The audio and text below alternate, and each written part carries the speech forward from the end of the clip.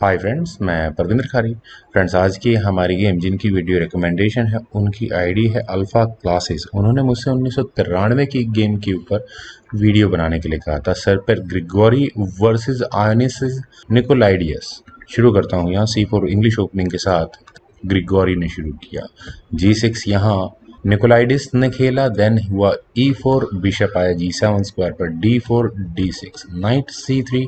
यहाँ पर game transpose हो चुकी है किंग्स इंडियन डिफेंस में। Knight F6, then knight at G goes to E2, knight at B goes to D7, knight G3, then C6, bishop E2, then A6, bishop E3, then हुआ H5, F3, then B5। Friends, यहाँ तक game बिल्कुल ठीक ठाक चल रही है। C5 pawn आगे पुश कर दिया है, D takes C5, D takes C5, और मेरे ख्याल से ए पॉन भी आगे पुश कर देना चाहिए था वाइट को, लेकिन queen C7 from black side white का अब मूव है, तो वाइट ने सबसे पहला काम कैसल करने का किया। देन H4, नाइट पर अटैक बना, और इस नाइट के जाने के लिए सिर्फ H1 स्क्वायर अवेलेबल है, कोई अच्छा स्क्वायर नहीं कहा जा सकता इस नाइट के लिए। वेल, नाइट H5, क्वीन गई D2 स्क्वायर पर, E5 होने के बाद हुआ नाइट F2। चलिए, नाइट मैन्यूवर तो होना जरूरी था, यहाँ से नाइट G4 स्क्वायर पर आराम से जा सकता है। नाइट F8, देन हुआ A4, B4, और यहाँ इस नाइट पर अटैक है। यहाँ से इस नाइट के जाने के लिए जितने भी स्क्वायर्स हैं सभी पैसिव है, आई थिंक B1 और D1। लेकिन यहाँ ग्रिगोरी ने अपने नाइट को D5 स्क्वायर पर प्लेस किया। स्ट्रेट फॉरवर्ड नाइट सेक्रीफाइस है, जानबूझकर खेला गया मूव है। तो ब्लैक क्वीन को बचने की ऑप्शन भी ऑप्ट कर सकता है, अगर रीजन ये समझ में आए हमारे जैसे खिलाड़ियों को कि आखिर ये नाइट सेक्रीफाइस आया है तो क्यों आया है। मैं क्वीन को B7 स्क्वायर पर रखना शायद प्रेफर करता, लेकिन C टेक्स D5 ऑब्वियस है, होना ही होना है, कोई भी करेगा। E टेक्स D5 होने के बाद यहाँ पर अब व्हाइट को दो कनेक्टेड पासर्स मिल चुके हैं जो 5th रैंक में पहुंच चुके हैं। इनफैक्ट अगले मूव में यहाँ ये डी पॉन आगे पुश होकर क्वीन पर भी अटैक बनेगा। लेकिन देखते हैं गेम में एक्चुअल में क्या हुआ था। यहाँ हुआ F5, और अब ब्लैक थ्रेट दे रहा है इस बिशप पर अटैक बनाने की। तो बिशप को बचाने के लिए नाइट मैन्यूवर काफी ज्यादा जरूरी था, लेकिन पहले खेला गया D6, क्वीन पर अटैक बना। तो क्वीन यहाँ से A5 स्क्वायर पर जा सकती थी, और फर्दर आई डोंट थिंक बहुत प्लेजेंट स्क्वायर था इस क्वीन के लिए। लेकिन यहाँ क्वीन गई C6 स्क्वायर पर, दैट्स ओके। बिशप आया B5 स्क्वायर पर। फ्रेंड्स, अभी नाइट सेक्रीफाइस किया है 2 मूव पहले, बहुत ज़्यादा भयानक एडवांटेज कोई नज़र नहीं आया है। लेकिन अब बिशप सेक्रीफाइस ग्रिगोरी आखिर इस गेम में चाहते क्या है।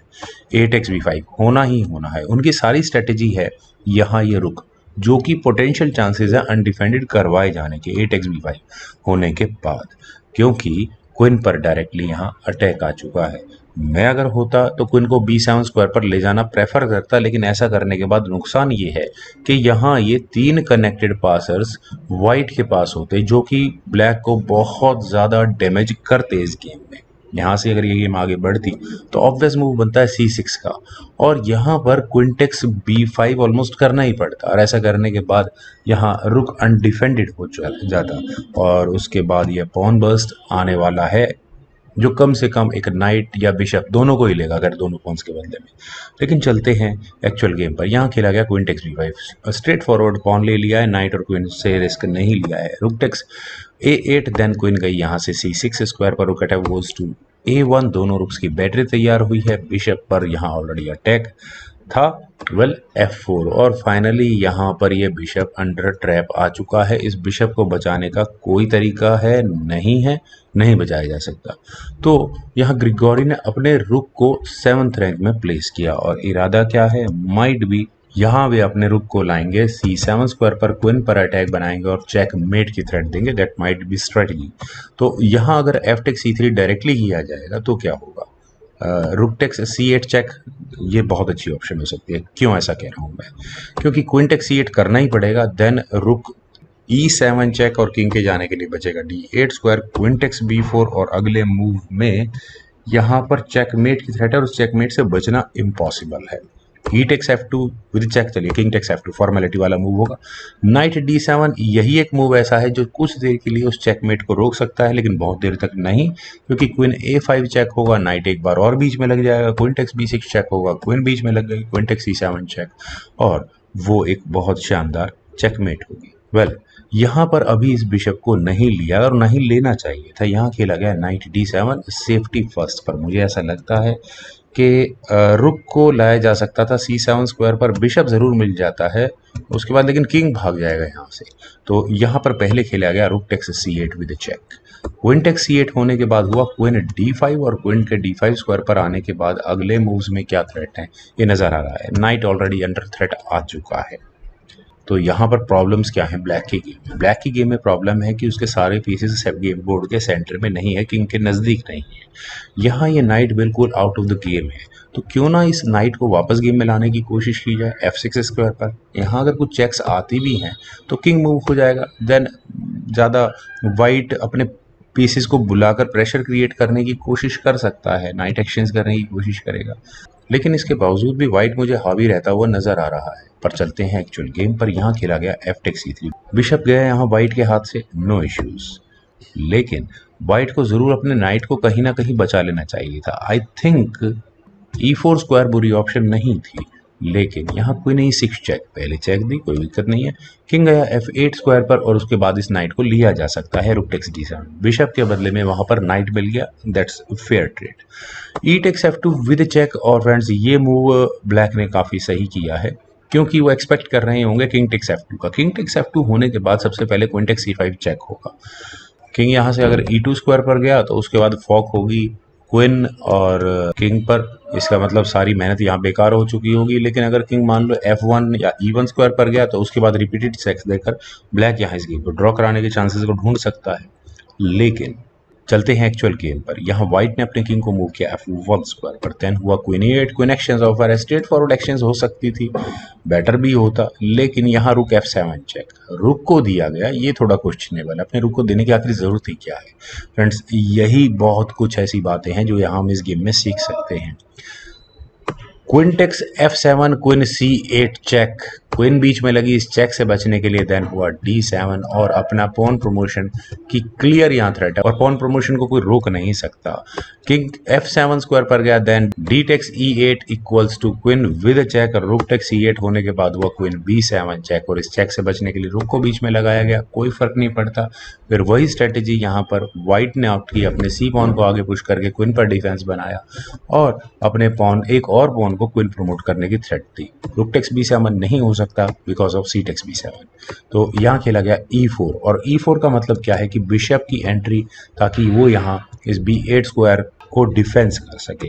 इस पॉइंट पर F टेक्स E4 का मतलब होगा rook takes B7, C takes B7, then bishop आएगा E5 स्क्वायर पर, और ये पॉन अब कम से कम क्वीन प्रमोट नहीं हो पाएगा, और वाइट एक बहुत बड़े डिजास्टर में जा चुका होगा, क्योंकि बहुत ज्यादा मटेरियल उन्होंने यहाँ सेक्रीफाइस कर दिया है।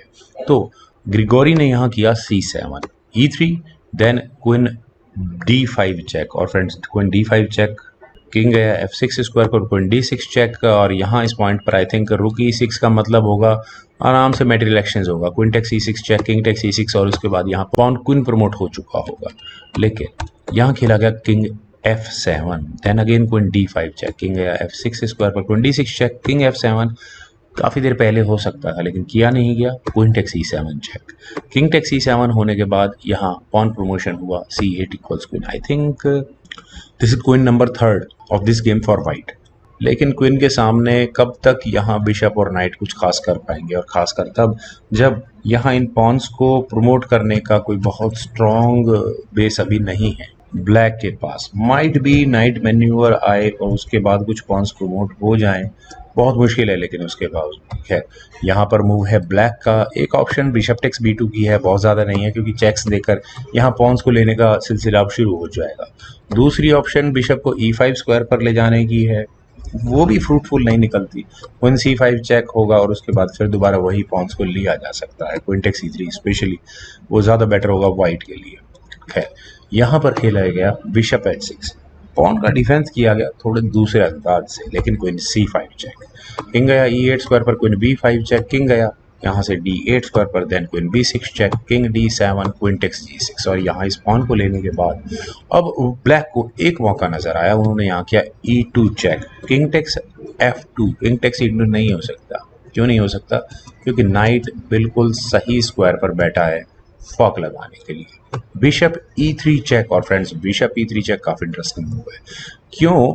कि यहाँ किंग टेक C3 का मतलब है ब्लैक फाइनली अपनी क्वीन प्रमोट कर लेगा, वो भी एक चेक के साथ। ऑपरेंड यहाँ ब्लैक के पास होगा। या फिर किंग टेक C2 हो ही नहीं सकता, क्योंकि knight F4 check, forking king and queen, king take C3, knight take G6, और यहाँ अब गेम ड्रॉ कराई जा सकती है ब्लैक के द्वारा।